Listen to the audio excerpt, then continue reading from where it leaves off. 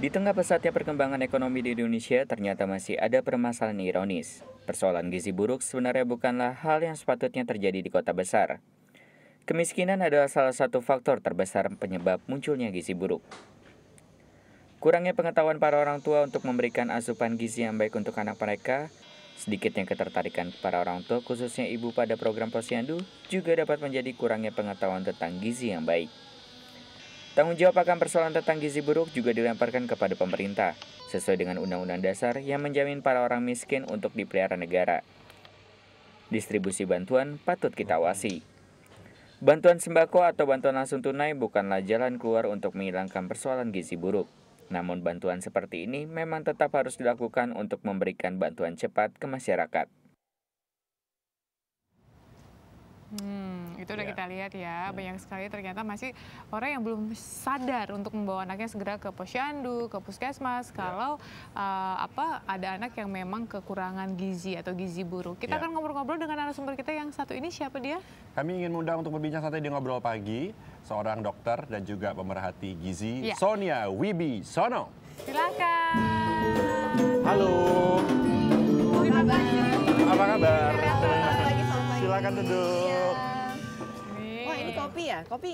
Iya, itu Karena kopi. kita ngobrol itu pagi. Kopinya Oh, bisa gitu. disetel. Ada yang kopi rasa teh, ada yang rasa air rasa putih. teh, Ya. gitu. Tapi semuanya kopi. Iya, soalnya kalau kopi agak-agak nggak sehat nih. Oh, untungnya itu kalau Untungnya itu dilihat-lihat teh. bukan. Bukan ya, apa gitu cepat-cepat. Oke. Tapi ini kalau Boleh bicara gizi memang memprihatinkan ya. Iya. Kan kita pikir di Jakarta rasanya mana mungkin sih ada kekurangan gizi, tapi kenyataan mengatakan lain. Ada berita nih yang barusan saya baca tadi pagi.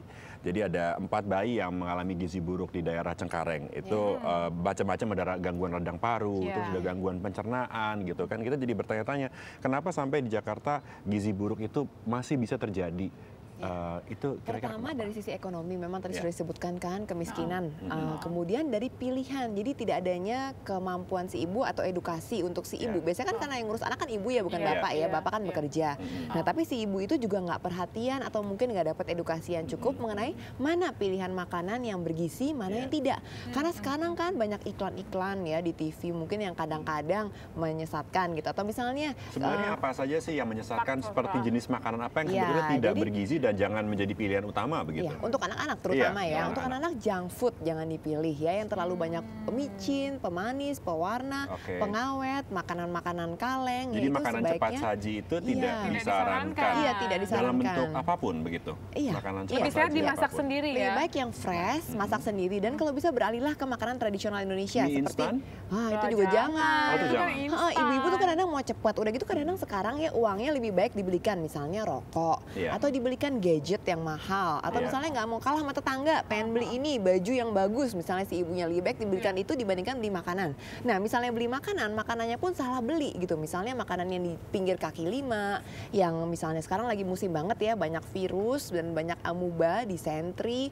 Jadi hati-hati sekali untuk memilih makanan, terutama yang tidak higienis memasaknya di pinggir jalan. Kalau bisa masaklah sendiri, jadi belilah tahu, tempe, sayur yang penuh tinggi dengan protein untuk anak-anak. Kemudian bisa juga telur, ayam kalau bisa nggak pakai kulit, daging kalau bisa dihilangkan lemaknya. Kemudian dimasaklah secara fresh, jadi jangan diangetin.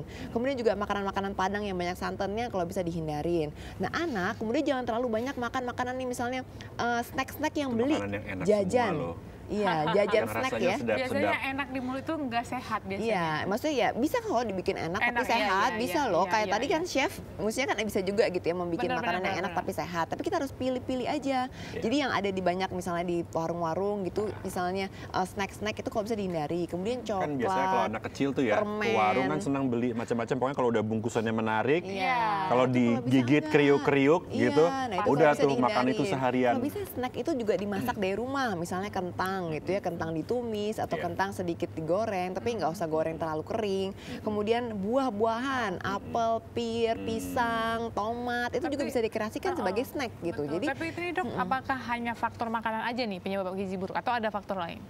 lebih banyak ke faktor makanan ya. Ada beberapa penyakit memang dia memang susah untuk menyerap gizi di tubuh anak tersebut, tapi itu sangat sedikit sekali Sangat sih. sedikit, Lebih banyak ke makanan. Jadi we are what we eat gitu. Kita memang apa apa yang kita kita masukkan. Jadi kita memang harus benar-benar memilih makanan kita. Jangan sampai salah. Karena anak ya kan sudah makan hanya yang di warung aja. Misalnya dia suka ke warung beli permen, beli yang goreng-gorengan yang crunchy-crunchy. Abis itu mereka nggak mau makan makanan sehat lain, dan itu dibiasakan sejak kecil. Kalau sudah mulai kecil, makin lama makin besar, gizinya makin berkurang karena dia memang maunya makan makanan yang itu aja. Sedangkan tidak dibiasakan. Jadi dari kecil ibu-ibu tuh kalau bisa tidak boleh males untuk membiasakan anaknya. Mungkinkah makanan seorang sehat. anak gitu badannya gemuk tapi gizinya sebenarnya buruk, itu mungkin? Bisa juga. Jadi ada beberapa kembung ya, jadi isinya air itu memang. Jadi dia kekurangan vitamin B, itu juga bisa jadi malah kembung. Jadi Malah isinya kembung. cairan semua. Tapi ada gitu. gejala-gejala nggak yang bisa dilihat ibu-ibu kalau anaknya ini, oh ini gizi buruk ternyata, dan dari usia berapa itu dok? Biasanya dari kecil ya bisa Dari ya. Kan kecil. ada namanya busung lapar tuh dulu, kekurangan vitamin B. Jadi dia memang busung gitu ya, tapi isinya memang bukan makanan yang baik, tapi memang air. Kelihatan lah perutnya memang kembung dan tidak sehat. Kemudian kalau anaknya memang udah underweight, jadi sekarang kan posyandu kayaknya udah kurang kedengeran lagi ya. Iya, Jadi iya, kalau bisa puskesmas dan posyandu itu digalakkan sehingga ibu-ibu bisa terus mengontrol secara teratur Tapi anaknya. yang menarik juga komentarnya Bapak Wakil Gubernur ya, yang bilang harusnya ini saran buat ketua RT RW itu lebih sering mengunjungi warga, jadinya tahu kan kalau ada perkembangan ada anak. Iya, Kan kadang-kadang segera. kalau ya nggak semua sih, tapi ada kan RT RW yang standby di rumah dan biasanya dikunjungi untuk ngurus perizinan dan lain-lain, tapi mereka nggak turun ke lapangan. Oh iya, Gitu. Itu menarik juga ya untuk Terutama bisa untuk mengkonter gizi kesehatan, buruk kan gitu bisa. ya, Jadi iya. dia tahu di daerahnya Iya. itu ada siapa-siapa aja Ada posyandu masyarakat apa yang perlu bantuan enggak, atau gitu enggak kan? gitu. Iya. Jadi Dan lagian satu sekarang mungkin alternatif. ibu-ibu kan lebih tertarik untuk ngurusin yang lain mungkin ya, Iya, selain iya, makanan dan kesehatan gitu kadang-kadang ya. Dan ASI pun juga kadang-kadang kurang digalakan sekarang, ibu-ibu males untuk ASI menyusui, padahal kan itu penting sekali untuk menyusui. ASI memang sebaiknya eksklusif ya. Iya dong, sampai 6 bulan, Sampai kemudian 6 bulan. diteruskan sampai 2 bulan, ditambah dengan Apakah makanan bisa tambahan. kalau ASI eksklusif tapi ibunya sendiri sebetulnya mengalami kekurangan gizi? Bisa gitu juga, ya? nah itu ibu juga harus makan yang benar kalau saat menyusui. Jadi makanya harus 4 sehat 5 sempurna, balik lagi seperti dulu ya. Jadi ada karbohidrat, protein, sayur mayur, vitamin, mineral, buah-buahan, dan susu. Susu itu juga bagus sekali ya untuk anak, terutama untuk mengcover misalnya dia susah makan. Bisa dipakai susu juga. Tapi ibu-ibu memang harus rajin untuk mengkreasikan makanan yang unik-unik untuk anak-anak. Karena kan anak-anak suka yang bentuknya bagus gitu ya. Jadi kadang-kadang harus dikreasikan dengan warna-warna yang bagus. Misalnya buah potong, buahnya warna-warni itu anak-anak suka gitu. Warna merah, hijau, melon, pisang gitu. Jadi memang harus diusahakan untuk anak itu makan, dan harus dari kecil loh. Jangan pikir misalnya nanti aja udah besar anak biar makan sehat. Nggak bisa Iya. begitu. Iya, Karena iya, kalau iya. dari kecil dia tidak dibiasakan makan sehat, maka nanti pun akan Oh. Dia milih yang berlama-lama. nggak sehat ya. Jadi Iya. gizi buruk itu bisa jadi sebuah kebiasaan juga Iya, gitu ya. benar, Karena dari benar. kecil nggak Iya. terbiasa mengkonsumsi yang Iya. gizinya baik, jadi Benar. taunya ya itulah makanan yang Iya. bagus buat tubuh Iya, gitu. Tapi dan dok, kalau misalnya ini sudah terjangkit seperti ini, misalnya dia Udah memang arahnya. kekurangan. Mungkin lebih ke arah ekonomi yang kurang ya. Kalau ini ekonomi yang kurang iya, ya. iya. Jadi untuk menyembuhkannya itu seperti apa dok?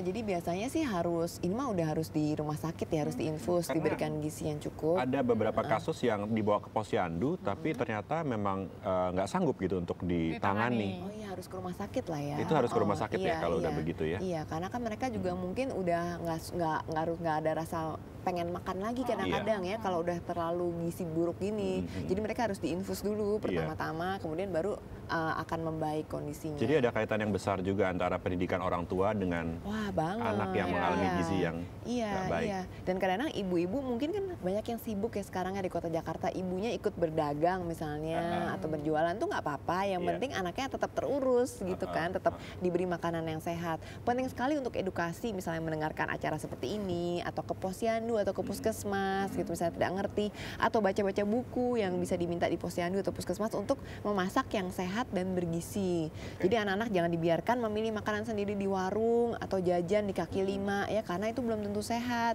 Sebaiknya kembalilah ke pola 4 sehat 5 sempurna. Dan tradisional Indonesia, tahu, tempe, lalapan tuh sebenarnya bagus loh, asal Iya. dicuci dengan baik ya tentunya. Tahu tempe kan sama dengan daging ayam ya untuk Protein, proteinnya. dari Iya. nabati. Ya. Betul, betul, Oke, betul. terima kasih Terima banyak. kasih Iya, banyak. terima kasih. Ada beberapa hal jadi catatan buat kita pemirsa di sini bahwa gizi adalah satu hal yang sangat penting apalagi bagi anak. Jadi Betul, ada untuk beberapa hal yang pertumbuhan. perlu kita jadikan catatan, yaitu pertama orang tua memang perlu mendapatkan pendidikan yang baik agar dia mengerti mengenai masalah gizi, dan gizi adalah sebuah kebiasaan karena kalau anak tidak dibiasakan untuk makan bergizi sejak kecil maka akan menjadi sebuah kebiasaan untuk tidak Sampai makan besar. sehat sampai benar-benar Iya. besar begitu ya. Benar, Iya, sampai iya. dewasa malah Sampai ya. dewasa. Iya. Iya. Dan jangan mencoba makan makanan yang instan, itu lebih baik masak di rumah ya kan. Iya. Yang sederhana itu bisa lebih sehat, lebih enak dimasaknya, bener nggak? Setuju.